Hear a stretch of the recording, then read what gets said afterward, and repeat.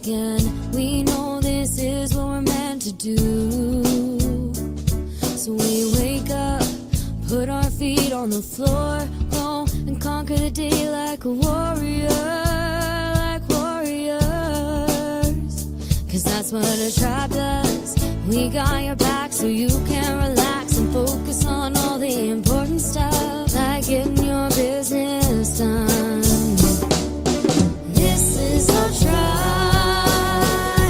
We look out for each other. That's right, that's right. This is our tribe. We help each other grow in business and life. That's right, that's right. No need to panic anymore. We got lots of support and an army of warriors by our side. We fight the good fight when we unite.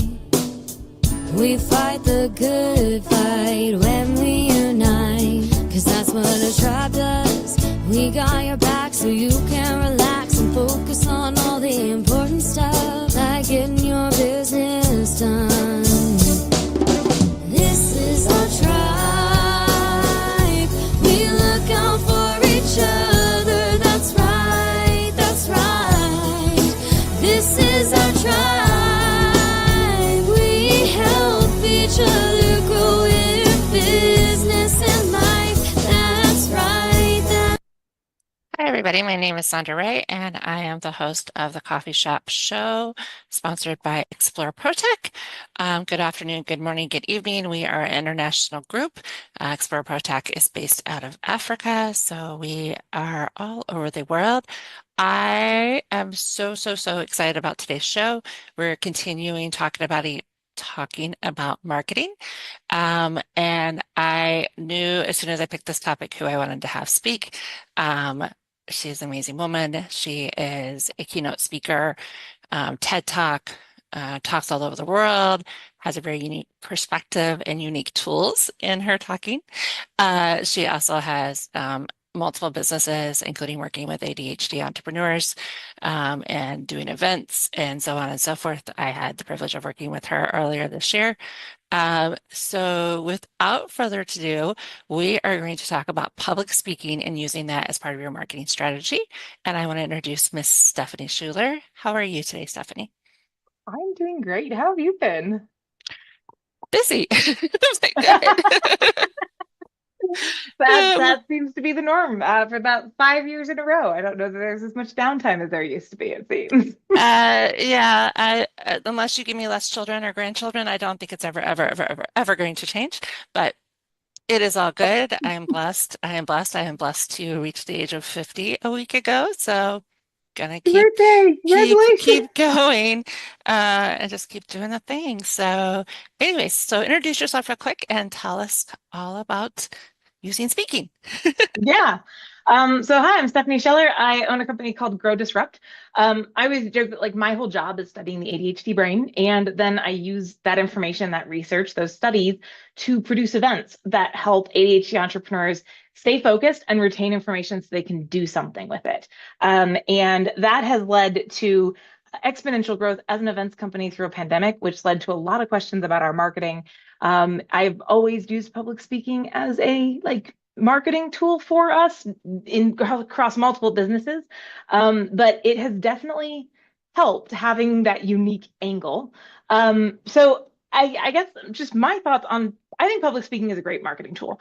There is something to be said for being able to get on a stage, any stage, and talk about who you are and what you do, and have a captive audience. That also said, there's a lot of people who really mess this one up.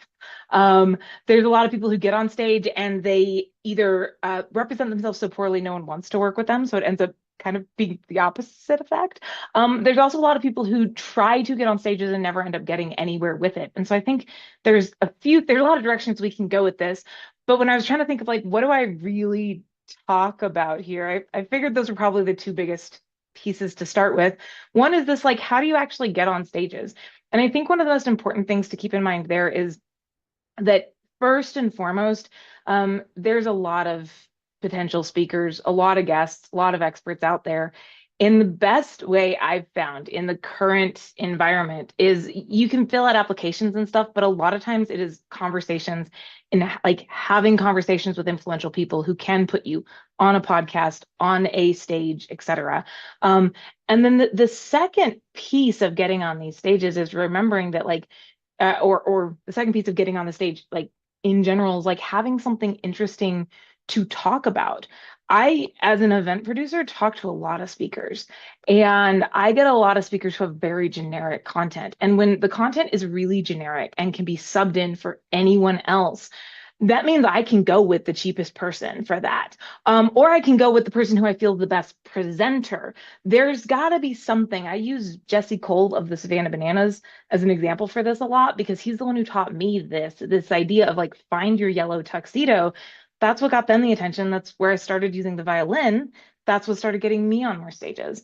And then the second piece, I think, of course, is remembering like as you get on stage, how do you manage that to make sure it is actually a marketing opportunity and not a turnoff or an overeducation to the point where no one feels like they need to work with you. And that I think is a lot of trial and error and practice and understanding like what information are people most interested in, give them that information and give them information on how to do it. Always, my go-to is always remembering that like what you do isn't that special. Like anyone can do that. And maybe they don't bring the same level of creativity I bring or whatever, but anyone can help someone with their marketing or can produce events. But the people who want to work with me will want to work with me. So I will happily like pull the curtain back and reveal the secret sauce and show you exactly what to do and simplify it down as much as I can to make it possible to implement. Remembering that the people who want to work with me will want to work with me. And I just have to find the right giveaway to make them interested to plug in. So there you go. I'm not sure what else you guys want to talk about or where we want to go from here.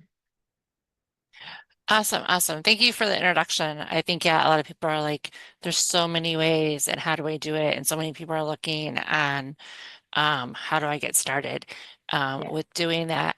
And what advice, like if you're a newbie in speaking, is it best to start with stages? Is webinars, podcasts, like where Mm, public speaking is a very generic term. So how would yeah. a newbie, because we do work with our audience as more small business, getting started people. So where Yeah. would you suggest they start? So I would suggest starting with what feels most comfortable for you and remembering that each avenue is going to be a slightly different skill set to develop, right? So a live stage is a completely different arena from a webinar or a podcast or pre-recorded.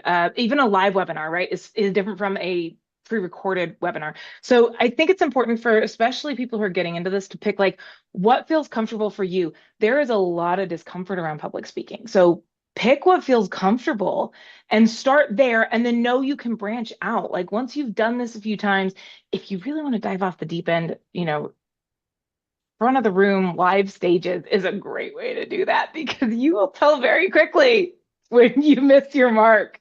But that can also be really hard to recover from. Like when I was early in this, I remember telling jokes from the stage that like I would laugh after the joke because no one realized it was a joke. So I'm like, ah, that was funny, y'all. And then they kind of do the forced laugh thing, and it wasn't actually that funny. But like I did that enough times before I was like, I think I probably need to study comedy because it's really hard to stand at the front of the room and make a joke and no one laughs, but you get that instant feedback. So that would be it's like figure out where you are comfortable starting. There's gonna be enough awkwardness regardless. If you're comfortable starting from the front of the room, you're going to get the most feedback and the growth fastest. But yeah, that would be my thought. Oh yeah, for sure. I don't, yeah, I started with pre-recorded podcast, I'll be honest. And then Yeah. the show here as a panelist and then with it being live and stuff. So yeah, I don't, yeah, I will not say I will never do public in person, but it's definitely not It's a something beast. that yeah, it's not something I'm aspiring to do at the moment, for sure. For sure. Peter, come on in. I know you are definitely not one of the go to the front of the class and speak persons. It is not your forte. Definitely not. So first of all, Stephanie, I just want to say I really love your space. As somebody that's both ADHD, did I get that right, and dyslexic. I normally Oh, I normally get them the wrong way around. I really like that space. you really do have to find unique ways of getting things done because the traditional method just does not work at all. That being said, um, if you're stepping into a space where you're using public speaking, as in you're in public and there is an actual audience, that for me would have the reverse effect. I would be on the stage and I'd be like, great,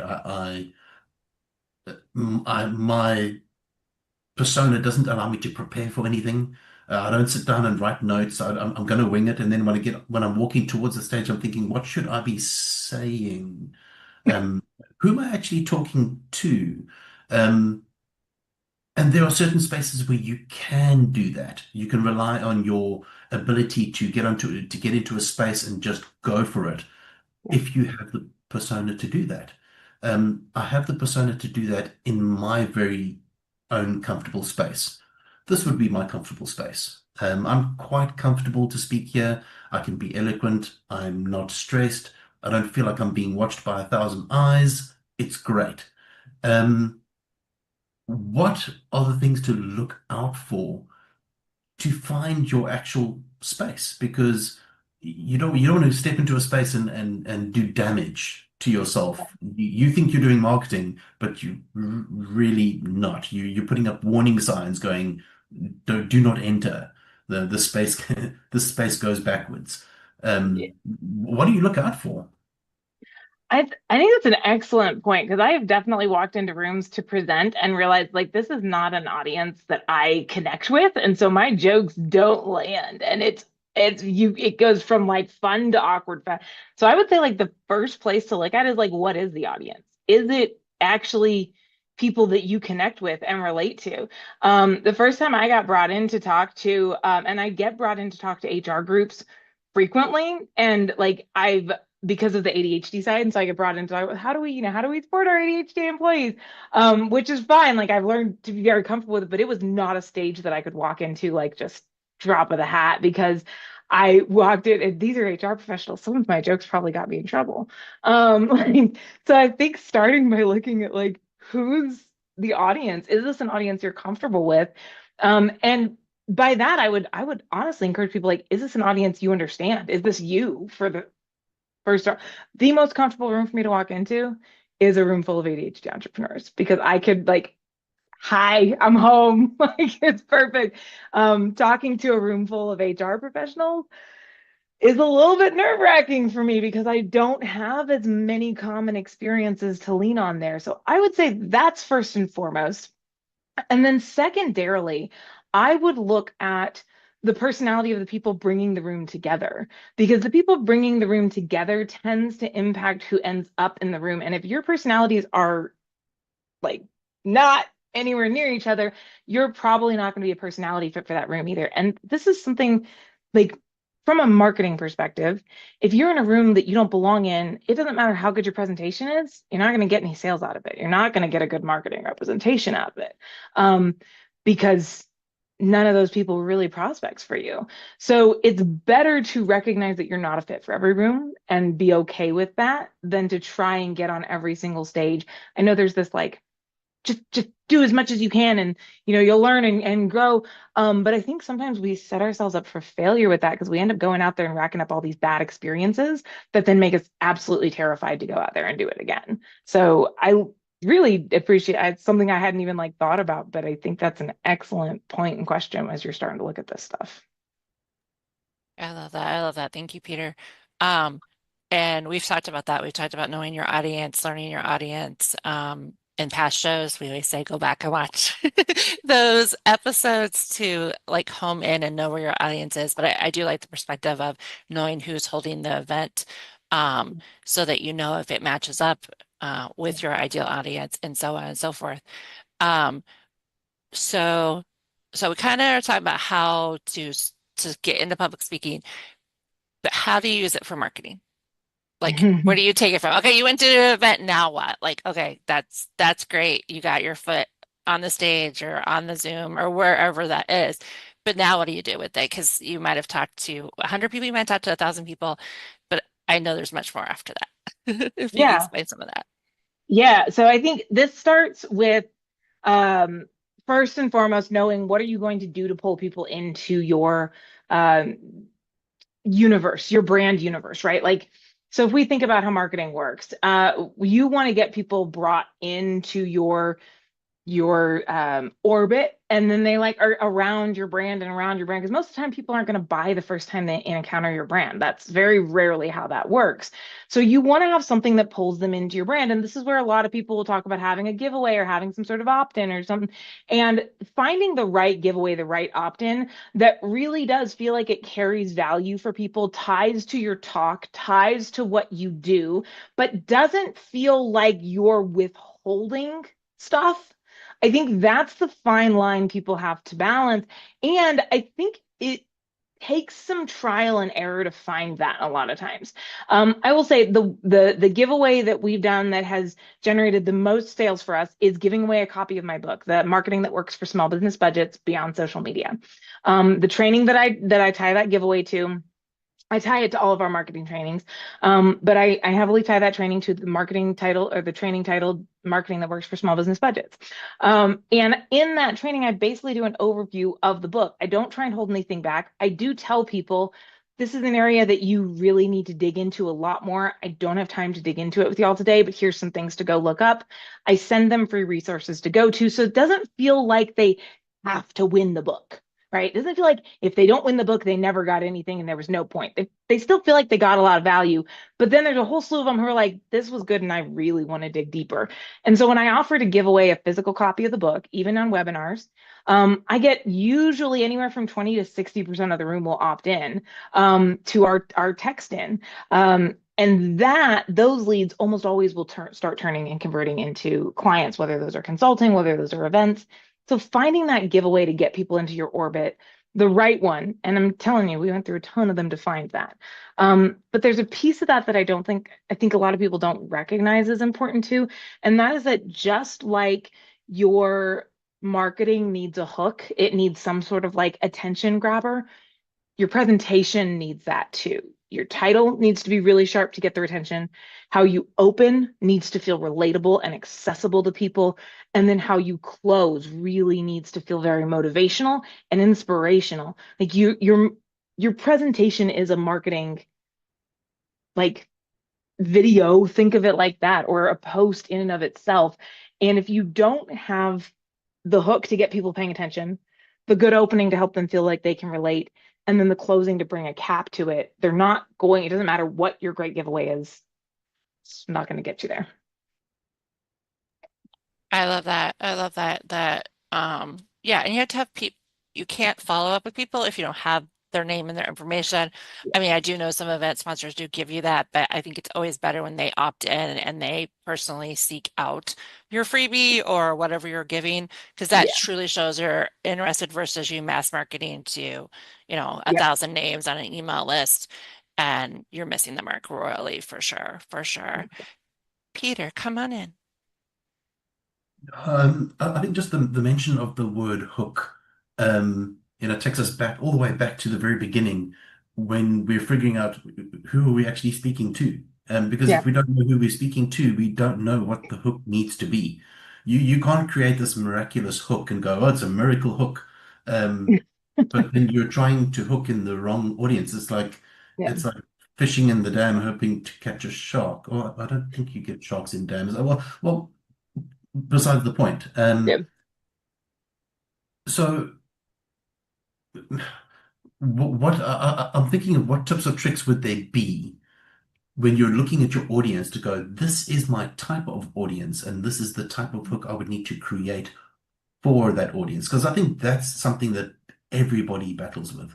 The whole building out of the customer avatar, and then understanding the customer, and then understanding the hook that needs to catch said customer. They often end up with a great avatar and a great hook, but the two just don't quite meet each other. And I think that's where the secret sauce is. And obviously you've done this really well. So I would love to hear about that. Yeah, I think you've hit on something really important, and I'll back out and start with like the key to creating a good hook, and then I'll tie it to the audience thing here.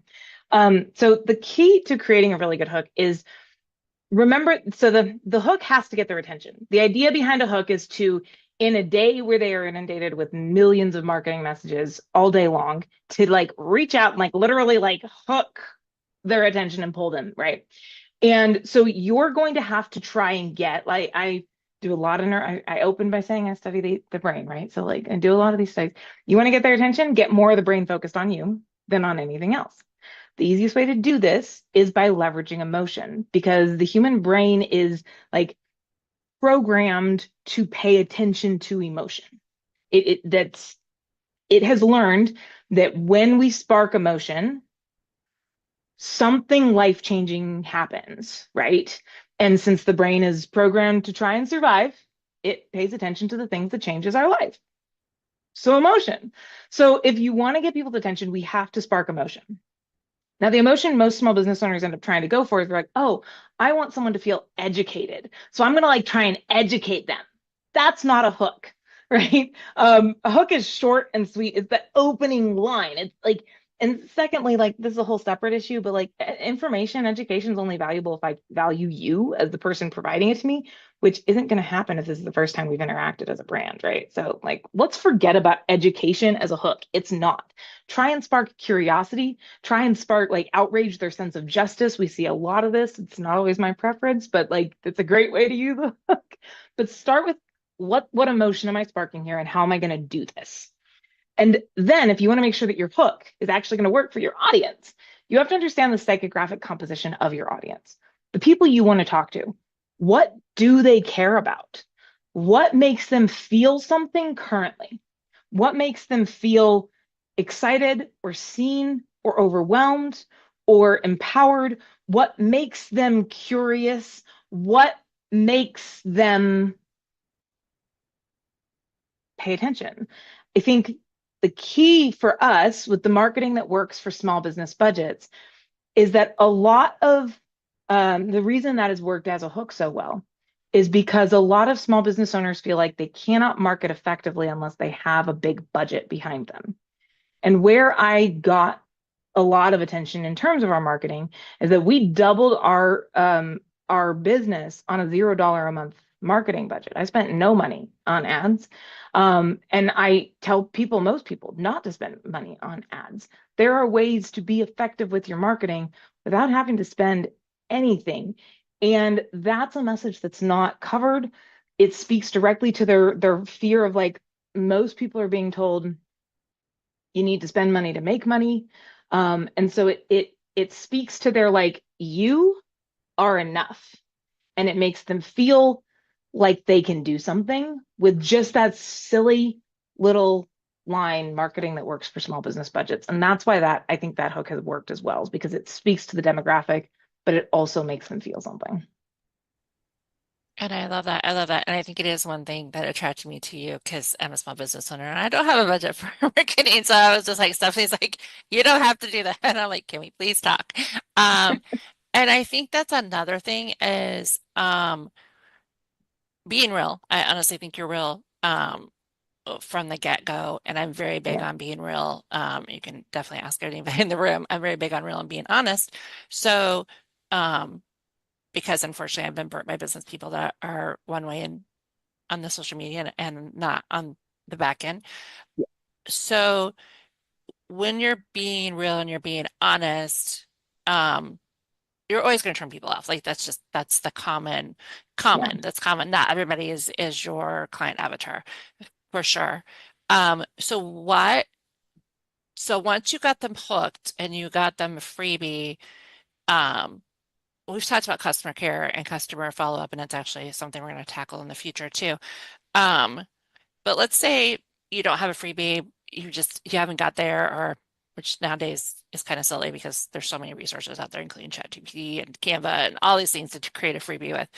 But let's just say for some reason you're new, and you're just given a list of people that attended a webinar. What would you suggest people to do and be like, okay, you got this list. What should they do? How should they market to these people that signed up for this event and you got the list because that was how that worked in exchange for whatever. But what should you do if you don't have the freebie yet and you're, like I said, work with the You just got the general people. list. Right. Yeah. So let's start with what you shouldn't do. Send them a general email. Here's the thing. If we look at marketing, especially if for most of us, our marketing message is some variety of I'm different from the competition.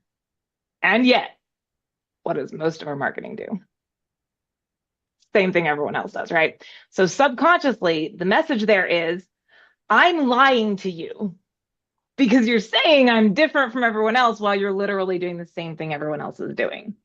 That's a really big issue, right? So if you just get a general list, okay, you haven't created the freebie, so you're just going to get a general list. I will add this. I always tell people marketing craves creativity and it demands investment. But that investment can come through money, time, or energy. These are your three resources you can spend. You do not have to spend money. You usually do have to spend at least two of the three. So pick your two that you have the most of and put those in. So if you don't have a freebie and you get a list of 1,000 leads, you are gonna need to put some time in to cultivate that. What I would recommend is first go find those people on LinkedIn and send a message that's something to the effect of, I really, appreciate, and you need to find a way to do this that is authentic to you. Don't just grab Stephanie's scripts because Stephanie's scripts work great for Stephanie. So send some sort of line to the effect of that feels authentic to you. What I would do is, hey, I really loved the feeling of connection and collaboration that I saw in the room at this event. That tells me that these are people I want in my network. Would you be open to connecting on LinkedIn? Something like that, right? Those are things that matter to me, connection and collaboration. So I would go find those people on LinkedIn. I would send that initial message because that is authentic to me. And then I would follow up with a secondary message that says, hey, I would love to have a coffee conversation. I know not everyone does. Here's the expectations, no sales, just a conversation. If you're interested, book that through this link here. And I would start pulling them into conversations with me. If they're not interested in a coffee conversation, I'd start trying to get a conversation going on LinkedIn itself, a chat back and forth. Now, again, this is what I would do because I'm super active on LinkedIn. I have a very high acceptance rate for my connection requests. I have a very high engagement rate for my content that I post out there. So that is how I would tackle that. What I would encourage someone who gets a general list from is to find a way that feels authentic to you. Maybe you're more active on Facebook. Go find those people on Facebook, send connections, and send them a message that says, hey, I know it's kind of weird and some people use Facebook just for friends. That's fine. But this is how I use it. And I would love to connect because I loved XYZ. Or see if you can maybe do a video that you post that talks just about your experience with that event. In a few weeks, you could start sending follow-up messages like emails individually to people and saying, hey, I would love to connect. I spoke at the event, would love to get to know you a little bit more. Haven't added you to my list because I'm not trying to mass market to people. But I would not start like what everyone starts with is that same email that everyone else, all the other speakers are sending, that generic email. And that is usually the biggest misstep that they make because all it says is what I already established. I'm going to pretend I'm different from everyone else, but I'm not really. So can you trust me? And so I would start a little bit more focused. I love that. I love that. I do want to pivot just slightly because we do have some questions from the live audience. Oh. So one of them is, how do the dynamics change when presenting to just one or two people? He does a training space, so he deals with a much more smaller group. So how do you take something like you talk to millions and thousands? That is definitely you. And you said HR, like how does that change? The dynamics change is his question. Yes. So it's really fun to be able to talk to large groups now, but I've definitely walked into a room full of two people in the past. So what I always recommend at that point is when you walk into a room that small, if you go and do your typical presentation, it's going to come across as very inauthentic and snooty is kind of the word coming to mind. So what I've done in those cases is I have done a very high level overview of the presentation. I've said, hey, look, since it's just y'all, let's apply this to what y'all are working on here. Let me give you an overview of what I was going to talk about today, and then y'all tell me where we want to dig in, and we'll actually work on application for your business. And I make it more of a workshop when it's that small of a group. So I will then do if it's a 30-minute presentation, I'll do a 5-minute. Here's the overview. This is chunk 1, this is chunk 2, chunk 3, chunk 4. All right, what sparked y'all's attention? Let's dig in, and I'll actually take a chair and sit down with them and have a conversation instead of a presentation that way. One, I will be able to tell very quickly whether or not they're actually wanting to work with me further. But two, it shows that I pay attention to the people that I work with, which is also important for me. So that's really a fairly easy shift, but it's one that I don't think people always think of because they're like, well, I have the presentation. I need to be professional. And you can still be professional and actually come across like you know more by just being open to having a conversation with them. I love that. I love that. And I've done workshops, and people have come repeatedly to them. So I'm like, I can give you the general, or we can only talk about your sticky point or what's worked in the past and what hasn't worked in the present. I'm not, yes, I like getting my reps in, but I'm gonna, like you said, do a shorter version or a very quick version and then be like, okay, so how can I help you? You signed up, obviously, for whatever reason. It might be just to help me, but at the same time, this is my goal is to help you. I love that. I love that. Peter, come on in. Just like a personal bugbear. When you get those hundreds of people on LinkedIn that'll be like, no, I'm not trying to sell you anything. Yeah, Yes. yeah. And the moment they meet you, it's like, check out this product. Yeah. It kills me. Yep. And then you get the people that say, so how important is it that when you include that line in your email saying, I'm not trying to sell you anything, that you actually mean that you're going to have a genuine conversation? How important is it to actually stick to that? It's priceless because the second you let that conversation break on either side, what you have again told them is I'm a liar and you can't trust my marketing. And so that is so this is where I always go. And sometimes it's gone both ways, right? Where I'm talking to someone and I'm like, I could probably help this person. Or I've had people who've gotten on these calls with me, and this doesn't happen as often, but it has happened where we get on and it is very clear they are here to pitch me because they are asking me all of these questions. Well, tell me a little bit about your biggest pain point in your business currently where it comes to the operations of your business. And I'm like my automatic reaction there is typically, I don't have any. That's because at that point I'm like, no, you're being disingenuous with me. I was very clear up front. This was non-sales, right? So either way, what I will typically do is I'll back that up. And if someone does, and I use that exact question because guess what I just got asked recently. And I smiled and I said, you know what the really cool thing is about having a team is I've been able to bring on not just like an operations director for the event side, but I also have a project manager as well. I feel like it has been absolutely game changing for me. I do want to clarify just really quickly. I wanted to make sure that this was just about us getting to know like what we both do. If we want to like feel like there's time for helping each other on the back end, we can set up another time to talk about that. But I would love to know how you got started with what you do.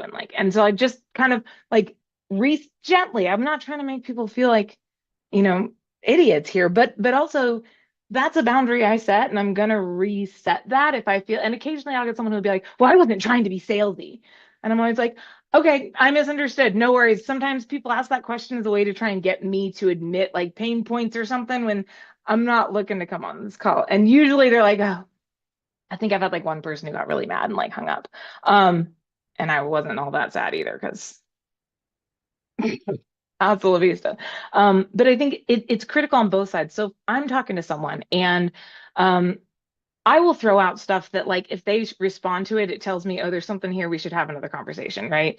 But like, for example, I'll explain what our messaging is and what we do with our events. If I see them light up and be like, oh, I want to know more, I'll answer their questions. And then at some point, if it's starting to get to like, well, when's your next event? I'm like, okay, I don't want to, this was not my, why don't we set up a time to talk about our upcoming events and we can discuss like where you're at and what events we have going on so we can figure out which event's the right one for you. I really don't want to get into that right now. I would actually like to learn a little more about you. And so I will pull myself back. Now, at the end of the conversation, I go, okay, did you want to have that conversation about our events? Let's set up time to do that. And I'll book the sales appointment. But I don't let myself get pulled into the sales conversation either, because again, first of all, it's LinkedIn. Everyone's doing that, right? And secondly, I want them to know they can trust me. So when I say this is not a sales conversation, it's not a sales conversation. So super important. Short answer. I love that. And I can honestly say she practices what she says because that's how we met. We met in just a general conversation. And then I think it was a follow-up. And then it was like, oh, wait, she can help me. And then she's like, let's have a separate conversation. So she definitely follows that to a T. I've seen it. I was part of it, so on and so forth. So yeah, I think it has to do with that being authentic, trust, credibility, Mhm. integrity, all those things are super important. I feel, not everybody feels that way, but I definitely feel that way in my opinion. And definitely in my experience. As we're wrapping up, Stephanie, um, do like what would be the top two things you would say to people that are doing public speaking or want to do public speaking as far as, using it effectively in marketing? I would say one of the most important things you can do is remember that this is about taking action. Progress will beat perfection every single time because you will never achieve perfection. Um, One of my coaches likes to remind me that when you chase perfection, you must settle for being second best because perfection literally doesn't exist. And as a perfectionist, that concept really pissed me off. So I was like, I'm not settling for second best. So I stopped chasing perfection in order to feed my perfectionist side. It was great. But what I would encourage is to remember, like, just you've got to start getting out there. If you need to join a Toastmasters group in order to have a safe space to practice with, do that. If you need to start recording videos that you can't even watch because you know they're that bad, but you do record it, and then the next week you try again. And then you don't watch that one either because you know that one wasn't great, but you do record it. If you will push yourself to just start taking action on some of these things, you will find that they will start to create momentum. So remember, it's not going to be perfect. It's not going to be great. Remember that public speaking is a conglomeration of a lot of skill sets. There is a book from Seth Godin called The Dip. If you haven't read it, I highly recommend it. And in this book, he talks about how there is this dip that happens before success. And the higher the success possible on the other side, the deeper the dip. And this is why a lot of people don't make it to, superstardom, because superstardom means you're made like that. There's a lot of success behind that. There's a lot of money behind that. There's a lot of like opportunities behind that. But in order to get there, there's a huge dip. Keep in mind that with public speaking, there's a lot of the same. I know speakers who do take 25 to 30. I have one speaker that I know that gets $100,000 every single time he shows up on stage. And this is not he makes that like he actually gets that kind of money. There's a lot of potential upside on the other side here. But that also means there's a lot of learning curve. Public speaking is not about getting on stage and being able to present. It is about having good content and having good presentation. It's about understanding pacing and comedy and body dynamics and managing yourself. It's about marketing. It's about listening and learning how to listen when the audience isn't saying anything. There's a lot of what feels like disparate skills that come in to being a really great public speaker. If you try to only public speak when you've managed and mastered all of them, you'll never get there. So start where you are, recognize that you're going to add on and improve each of these skills as you go. The dip to success can feel really deep because the success is so massive on the other side. But if you feel like you have something that is worth presenting, that is worth getting out there, I really don't know a better way to do that and get your message out there quickly and in a way that sticks with people than public speaking. I love that. I love it, Stephanie. Thank you so much for joining us today. We will have our amazing Susan who does our show notes. She will put Stephanie's LinkedIn link in the show notes. So definitely reach out to her. She loves having conversations. She just said that. Genuine conversations, no sales. Just get to know her. She's amazing. Go watch some of her YouTubes. She's an amazing violinist. Oh my goodness, she plays violin very, very, very, very well. It's the words I'm looking for. We want to give a shout out to Susan, who does our show notes, covers, turns this into a podcast on Spotify. So definitely take a look and listen over there. Please subscribe, share, and like our shows. Watch our previous shows because we build each week as we go. And we're about to wrap up marketing and talk about customer service, customer journey, all those things that make a successful business. I can speak. My name is Sondra. I am the owner of Get It Done. I help people with reaching their goals in life and business by helping them create the goals, create the steps, and the accountability, and most importantly, using the resources. Peter, why don't you take us on out? Awesome. So it looks like it's that time of the show, time to say our goodbyes. And we'll end it off with the famous words from my co-founder, Ernestine Borger, which is may